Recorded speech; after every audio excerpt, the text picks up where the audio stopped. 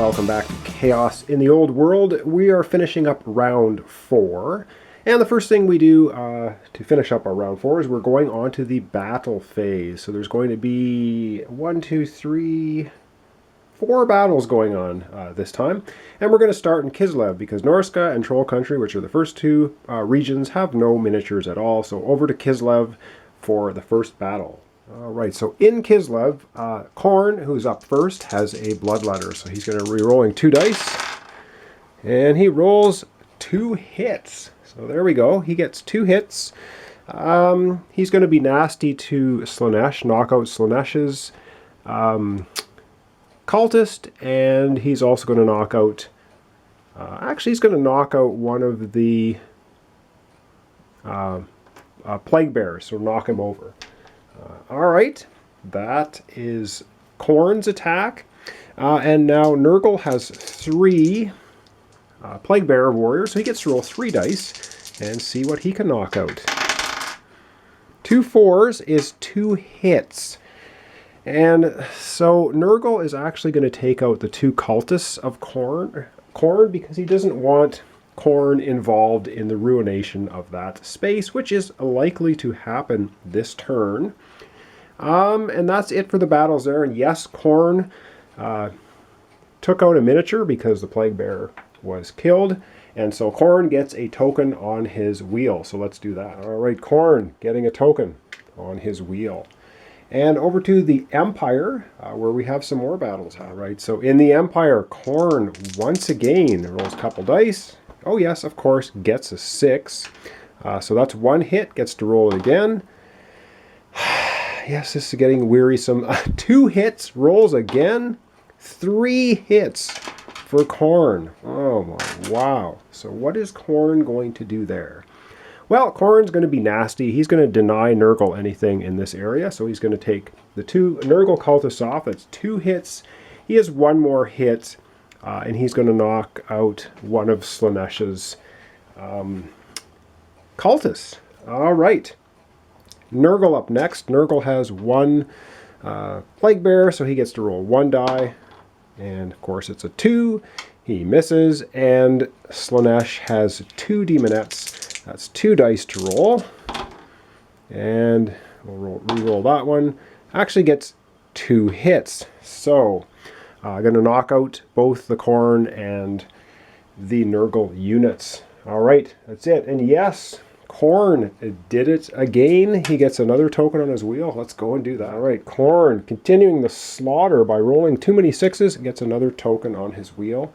And now we are over to... oh, I guess it's the last place for battle. That's the Border Princes. All right, and before we move down to the Border Princes, there should be, during the battle phase, conduct an additional battle in this region. While there's no need to conduct an additional battle because the only units that can battle left are Slaanesh's Demonettes, and there are no targets. All right, so we're going to move right down here to the final battle zone. And that is, we just have 1 Nurgle warrior, 1 Demonette in the Border Princes. So the Nurgle Plague Bearer is going to roll a die. Wow, 1 hit and 2 hits. That's 2 hits for Nurgle. Yes, Nurgle's going to knock out the Slaanesh cultist. Slaanesh, though, has 1 die to roll here and rolls a 4, which is enough to knock out Nurgle. Okay. And that is the end of the battles. There was supposedly going to be another battle here, but we protected our thing with a warp shield, our cultist, and there's no target for the bloodletter to hit. All right, that's the end of the battle phase. We are now going to be going into the corruption phase. All right, so we're on to the corruption phase, and I just sort of angled the camera here. Nothing happening in Norska. We go here, nothing happening in Troll Country, and yes, quite a bit happening here in Kislev. I'm sorry, we're not the corruption phase, we're in the domination phase. So basically no miniatures in Norska, no miniatures in Troll Country, but Nurgle here in Kislev has 2, 3, 4, 5, 6, 7. He has a total of 8 for domination. Korn has 1. 8 is way more than 3. Nurgle is going to score 3 points. Let's go to the victory point track. All right, Nurgle making his way along, 12, 13, 14, up to 15 points. And let's go back to the next area, which is the Empire. Slaanesh should be cursing right about now. They have 1, 2, 3, 4 units and a 0 card. 4 is not greater than 5. There is no domination happening in that region. Over to Bretonia. Right, in Bretonia, Khorne has 1, 2, 3, which is equal to that value, so there's no dominance, and of course, we as Tzeentch only have 1 cultist. Not even close, no domination happening in that region. And I'll just zoom right down here to Tilia. And Tilia now is a different story. We have 1, 2, 3, 4, 5 units in Tilia. 5 is much greater than 2.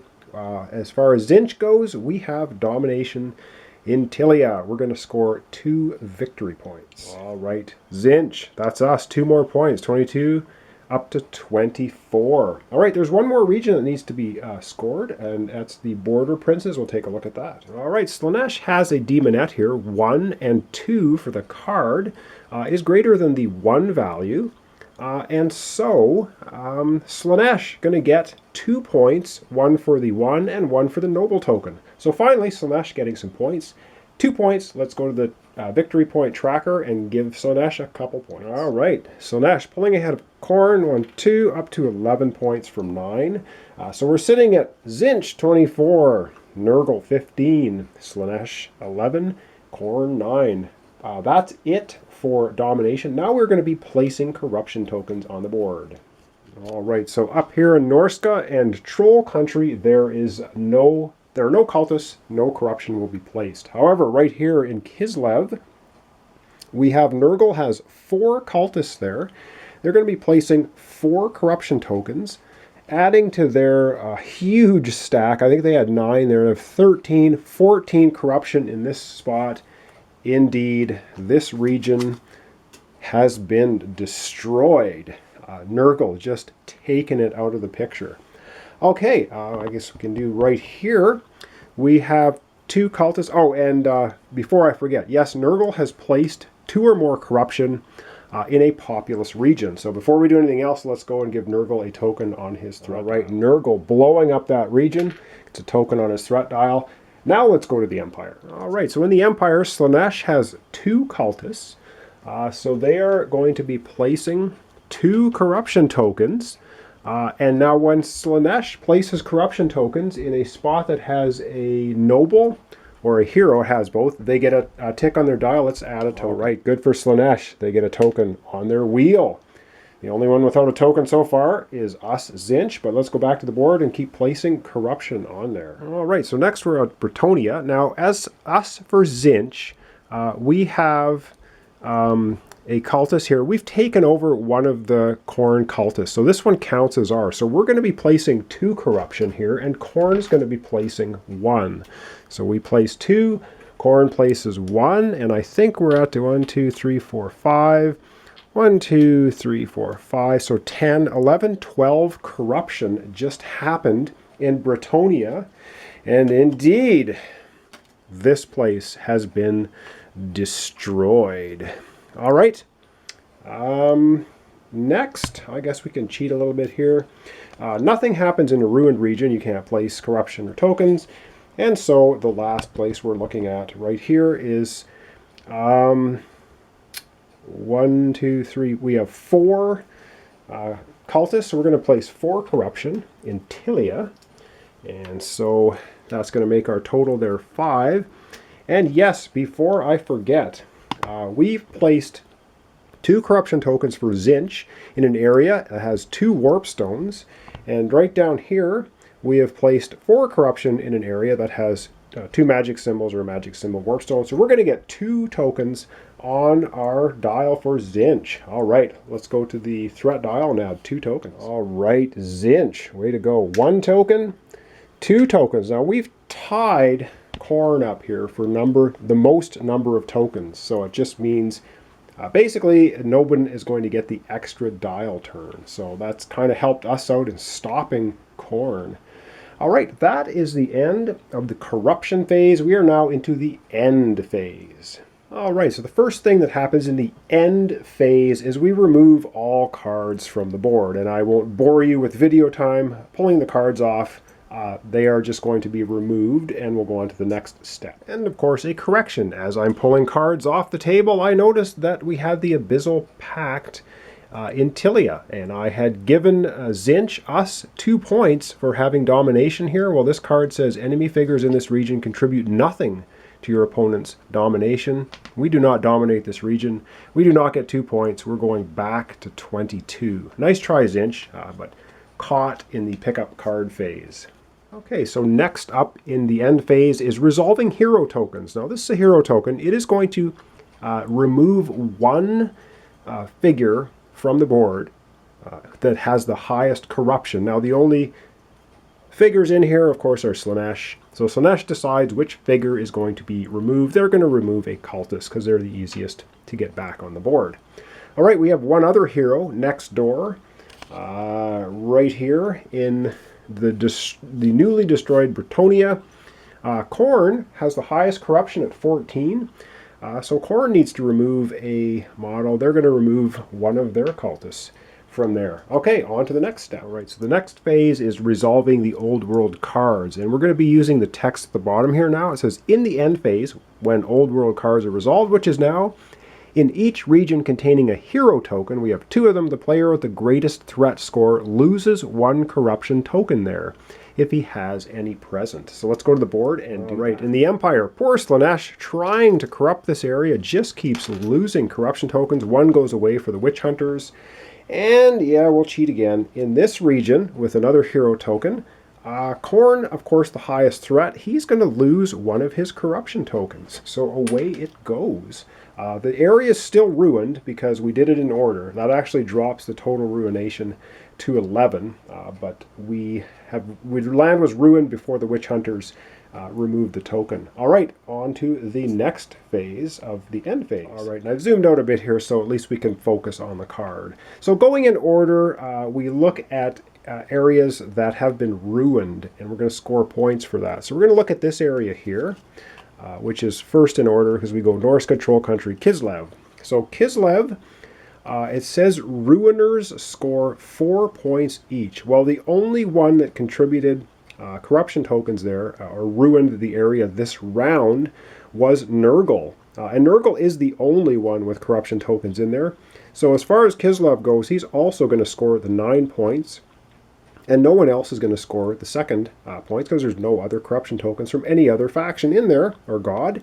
So Nurgle is going to get a total of 13 points for destroying this region. Let's go give Nurgle 13 points. Wow. All right, Nurgle sitting at 15 points. 15 and 13 is 28. Nurgle jumps all the way to 28 points on the victory track. Wow. Let's go to the next ruined region and score that. All right, the next ruined region, of course, was Bretonia. And this time, Zinch and Khorne did contribute corruption tokens to the region, and so both Khorne and Zinch are going to receive the 4 victory points. However, our Zinch, 1, 2, 3, 4, we have 5 corruption tokens in here, and Khorne only has 4. And so we, as Zinch, are going to get the Bretonia, we're going to get 9 points, and Khorne is going to get 4 points. So, to add them all up, Zinch going to get 13 points, and Khorne going to get 8 points. Let's go to the board, tracker, and score those. All right, good for Zinch. We're going from 22 to 35. We jump right ahead of Nurgle now. However, Khorne gets 8 points. Let's go give him his due. All right, Khorne getting 8 points. 1, 2, 3, 4, 5, 6, 7, 8, up to 17, making poor Slaanesh at 11 points the trailing god in the game so far. All right, that is scoring the ruined regions. Now we advance the threat dials. So we're going to go ahead and do that. Everyone's going to get 1 advancement because Zinch and Khorne are both tied with 2 tokens. No one has a clear majority of tokens on their dial. So we're going to start with Khorne, then we're going to do Nurgle, Zinch, Slaanesh, and we're each going to get 1 turn of the dial and see what we get. All right, Khorne with 2 tokens. Again, he's only going to get 1 turn of his dial.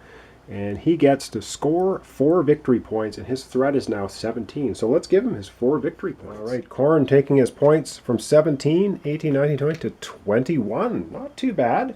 Let's go over to Nurgle's threat dial and see what he gets. All right, Nurgle gets a twist of the dial, and he is going to score 3 victory points, and his threat is now higher than Corn's. He's at 18. So let's go give Nurgle 3 victory points. All right, Nurgle 3 points. 1, 2, 3, sneaking up on us. We're at 35. Nurgle now at 31. All right, Zinch, we get a turn of our dial. Let's see what we get. All right, so we're going to take off our 2 tokens. It's too bad we didn't have the majority this time, but we don't. And we're going to get a turn, and we are going to get 3 victory points, and our threat now is at 15. So let's go ahead and give ourselves 3 victory points for Zinch. All right, Zinch pulling further into the lead. 1, 2, 3, up to 38 points. All right, over to Slaanesh. They get a turn of the dial. All right, we're going to remove Slaanesh's token, and Slaanesh gets an upgrade card. Their threat goes to 11. So threat totals, Nurgle 18, Corn 17, Zinch 15, and Slaanesh 11, but they do get an upgrade card. Let's see which upgrade card Slaanesh is going to take. All right, so a bit of a long shot here because we need to focus in on the card. So Slaanesh, for their upgrade, they are going to upgrade their cultists, their seductresses.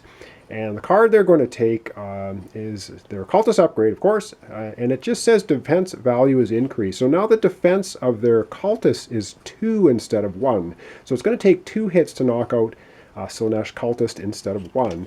And what we do is we place that over top of the board position to indicate that we now have upgraded cultists. All right, back to the main board. We're going to check for victory conditions, if there are any, and that will be the end of round 4. All right, so I really zoomed out here. We're going to go through the victory conditions, or the end game conditions, quickly. The first one, we check the threat dials. No threat dial has reached the victory section for any of the gods, so no one's won a victory that way. The score point tracker, nobody has 50 or more victory points. Slaanesh 38, Nurgle at 31, Corn is sitting at 21, and poor Slaanesh at 11.